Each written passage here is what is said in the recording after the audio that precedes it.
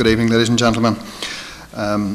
The role of the police in respect of the G8 Summit is to provide a safe and secure event. What we see as being our policing mission is to deliver a safe and secure community during the course of the event. And by this I mean a safe and secure community for those who live, work, socialise and visit the area and visit the county, in other words. Who do I mean by those who visit? I mean the premiers themselves, I mean their delegations, I mean the media, I mean the significant number of police officers that are going to come in to help us deliver on the operation. I mean those who wish to come and campaign in respect of the causes that they wish to promote within the eyes of the world media. And I mean the protesters who want to come and protest in respect of issues that are current and important to them. And I make no distinction or difference right across that full spectrum. They all require, deserve and will receive the policing service and the policing operation that we are planning to deliver upon. In respect of planning, there is a very professional approach being taken to the planning operation. Our planning processes have been tried and tested in previous major operations, and by that I'm referring to here within the county. Those of you that are here will remember Rally Ireland, part of the World Rally Championship, visited on 2 occasions, the MTV Awards in Belfast, as well as many other presidential and royal visits. So there's been quite a range of significant operations that have taken place over the past number of years, and the police service have proven on those occasions that they can deliver. And equally in respect of delivering those operations, we will in this instance deliver a very strongly based community-driven operation, an operation which has the community right at the very heart of everything that we are trying to deliver and all that we are planning. In respect of the plan itself, there are a number of different aspects to it. There is what we're defining as an air plan, and in essence that will deliver an air restriction zone. In other words, restricted airspace will be implemented from Sunday evening until Tuesday evening. So that's the evening of Sunday the 16th until the evening of Tuesday the 18th. This is a reflection of how we have adopted a community-driven approach. It was originally our plan to deliver an air restriction zone implemented on Sunday morning. However, discussion and conversation with those involved within the flying fraternity revealed and emphasised to us that Sunday is a very important day for St Angelo Airport. It's a busy day both commercially but also privately for those who engage in that type of activity in respect of their leisure and business lives.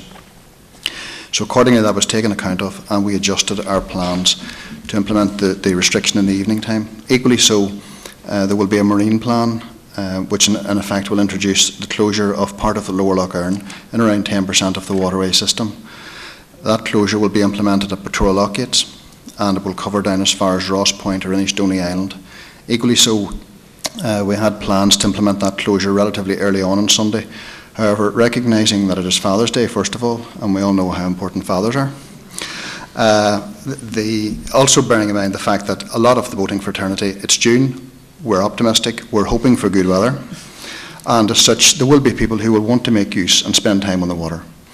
So therefore our plan is to implement the closure, in other words to prevent any further people entering that particular area at 12 midday. But those that are in the area, it will not be a case that there will be immediately a sweep at 12 midday and everyone will be pushed out of it. That's not the case whatsoever.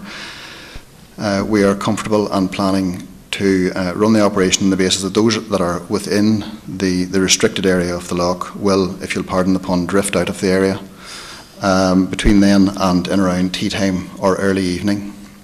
So it will be a facilitated closure in respect of any movement in the afternoon.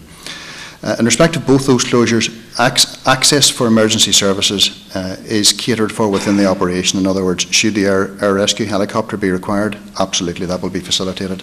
Should the RNLA be required? Absolutely, that will be facilitated.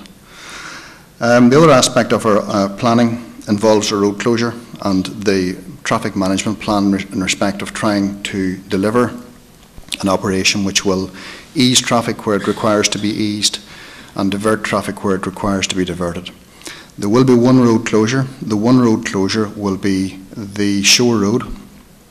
It will close at the Magheradunbar junction, and it will close on the northern end of the Belleek side at Carrickreagh layby. The closure will be implemented on the 1st of June. and the road will reopen on or before, we aspire to achieve it reopened on or before the 26th of June. A couple of issues around that closure. First and foremost, we will divert at outer points such as the Derrigonley junction, and we'll divert there solely because we don't wish to allow large vehicles through that junction up as far as the Magheradunbar junction to find themselves on ungraded or unclassed roads, which then subsequently creates a danger. So we will aspire to try and divert at major junctions. I want to emphasise at this stage, whilst we will be implementing a diversion at the Derrigonley junction, all the businesses within that area will remain fully open, fully operational and fully available for customers up until a yet to be determined time within the week just prior to the event taking place. In other words, the week of the 10th of June. So sometime midway through that week, towards the latter end of that week, the actual closure then will be enforced in respect of the area between Magheradunbar junction and the Carrickreagh layby. The second obvious question is, why will it take so long? And the answer to that is, in order to provide a safe and secure event for a minimum of 8 of the world's premiers coming into the Lough Erne Resort, it is important that firm security measures are put in place.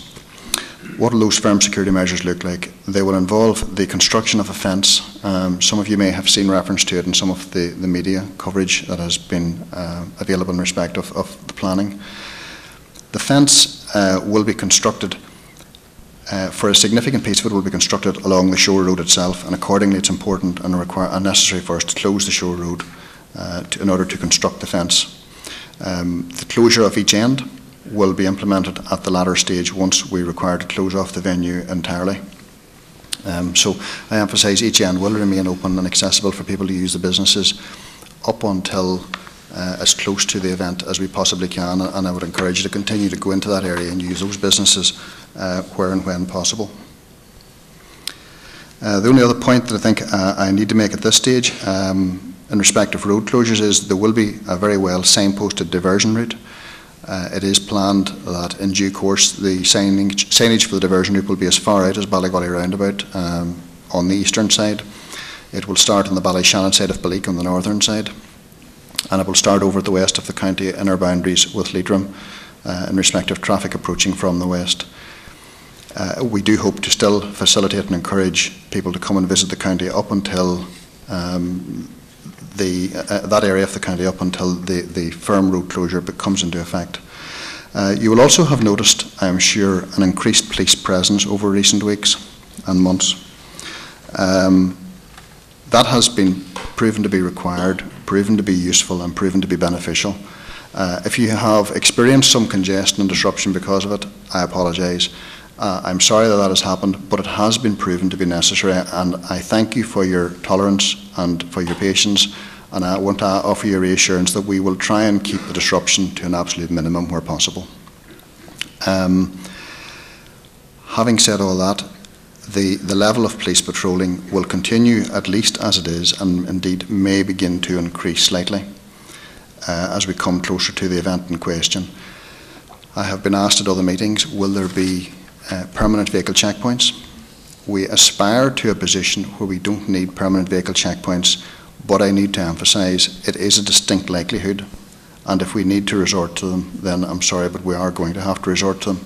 However, I emphasise it serves no purpose from our perspective to have long queues of traffic. That does not achieve what we're looking to achieve. We will try and scan and keep the traffic moving fluently and fluidly to ensure that you can get through our checkpoints to your destination and continue your journey as quickly and as effectively as possible. I think I'll hand over to my colleague who's going to cover off the final points in respect of what else to expect in relation to police profile and what else to expect in relation to the campaign and protest footprint.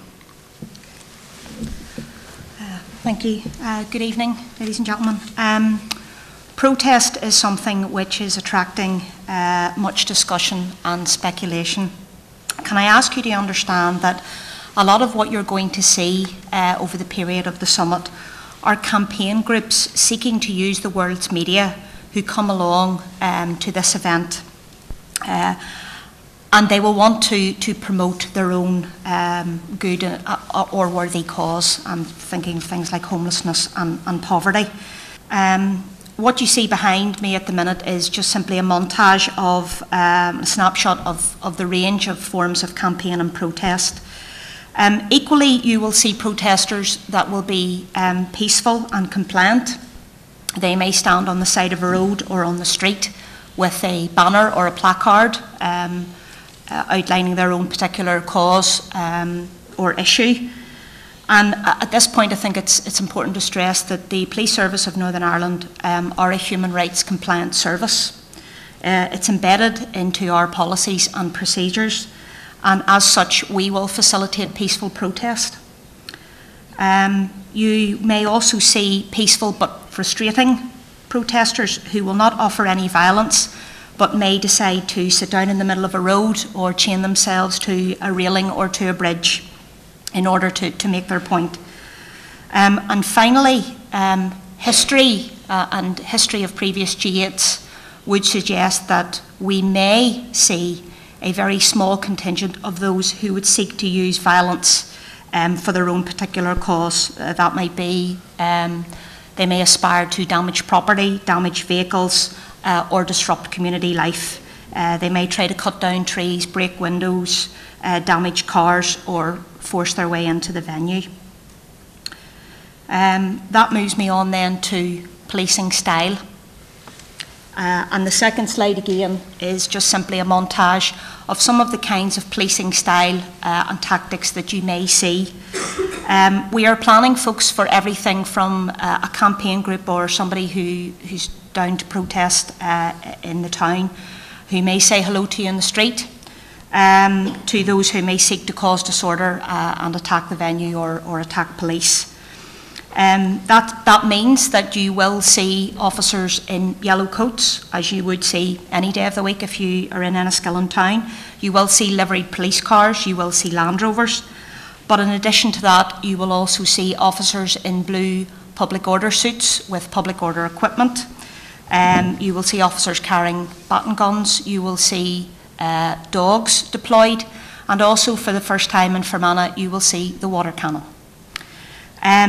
We really hope, sincerely hope, that we will not need to deploy some of those, the latter of those contingencies, but they are contingencies, and I think we would be found wanting by you if your property or some of your business or somewhere that you use or utilise on a daily basis was destroyed or damaged, and we didn't seek to look and plan for some contingency around that. So we're planning for every eventuality.